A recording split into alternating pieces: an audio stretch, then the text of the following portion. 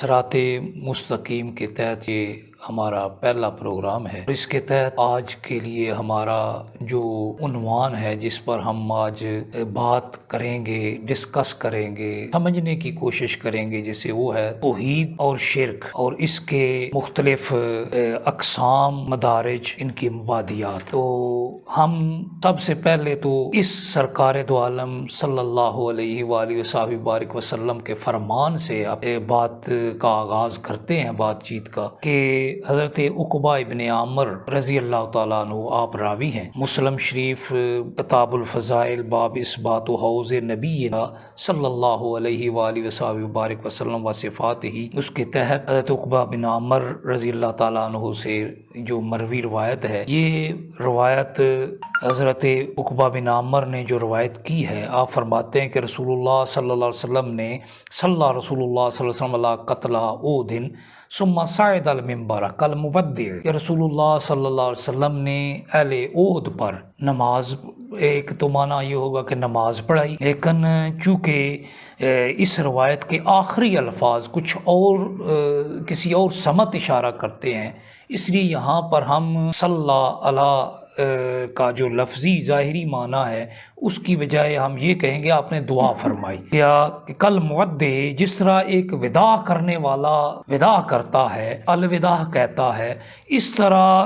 رسول اللہ صلی اللہ علیہ وسلم نے وہاں پر ان کے لیے دعا فرمائی، للاحیاء والاموات، اور آپ نے زندوں کو بھی الوداع کہنے والا انداز تھا آپ کا، اور جو رخصت ہونے والے ہیں ان کے ساتھ بھی آپ کا انداز یہی تھا، گویا کہ آپ انہیں الوداع فرما رہے۔ تو آپ نے کیا فرمایا؟ آپ نے فرمایا انی فرتکم علی الحوض، میں حوض کوثر پر تم سے پہلے جانے والا، تم سے پہلے وہاں پہنچوں گا، وَإِنَّ عَرْضُهُ، اور اس کا جو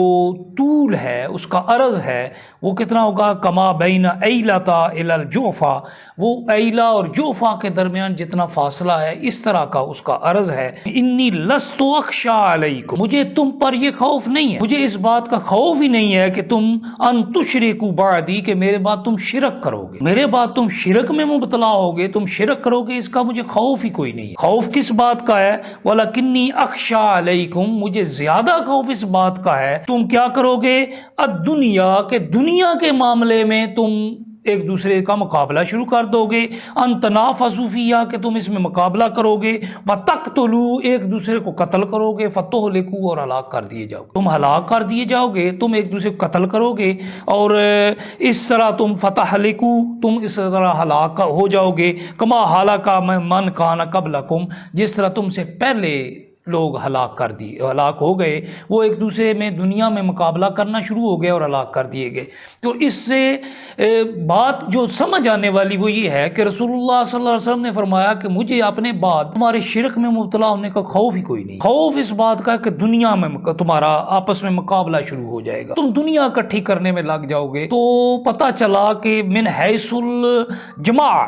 ایک قوم کے اعتبار سے امت مسلمہ کبھی بھی شرک پر اکٹھی نہیں ہوگی، اس لیے کسی گروہ کو، کسی جماعت کو، کسی پورے کے پورے جتھے کو، ایک پورے کے پورے حصے کو مشرک قرار دے دینا یہ درست نہیں ہوگا، کیونکہ یہ سرکار دو عالم کی اس صریح حدیث کی نفی ہوگی اور اس کی مخالفت ہوگی۔ اگر ہم اس کے تحت بات آگے شروع کریں تو بات جو ہے نا توحید اور شرک ہے، ان دونوں کے تقابل پر آئے گی، کیونکہ توحید اور شرک کو جب تک ہم اکٹھا نہ چلائیں ہم انہیں سمجھ نہیں سکتے، کیونکہ توحید اور شرک دو متضاد اور مخالف تصورات ہیں۔ ہم اسی لیے آج کا ہمارا عنوان یہ تھا کہ توحید و شرک، اس کی اقسام، اس کی تعریف،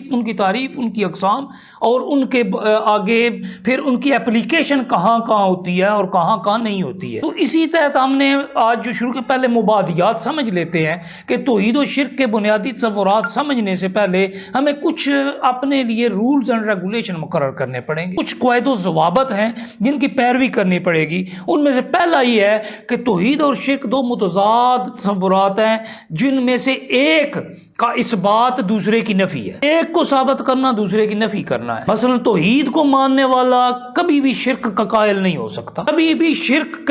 کا اقرار کرنے والا نہیں ہو سکتا، کیونکہ توحید کا اثبات شرک کی نفی ہے اور شرک کا اثبات شرک کو ثابت کرنا یہ توحید کی نفی ہے۔ اس لیے ان میں سے کوئی ایک چیز جو موجود ہوگی دوسری چیز موجود نہیں ہو سکتی۔ توحید و شرک دو واضح عقیدے ہیں، الگ الگ تصورات ہیں جو متقابل بھی ہیں متخالف بھی ہیں۔ کوئی بھی موضوع کوئی بھی عقیدہ یا عمل اگر توحید ہے، اگر وہ توحید ہے تو اس کا نفی کرنا شرک کہلائے گا۔ کوئی بھی عقیدہ کوئی بھی تصور کوئی بھی خیال آپ کا کوئی بھی عمل اگر عین توحید ہے تو اس کا انکار عین شرک ہوگا۔ اس لیے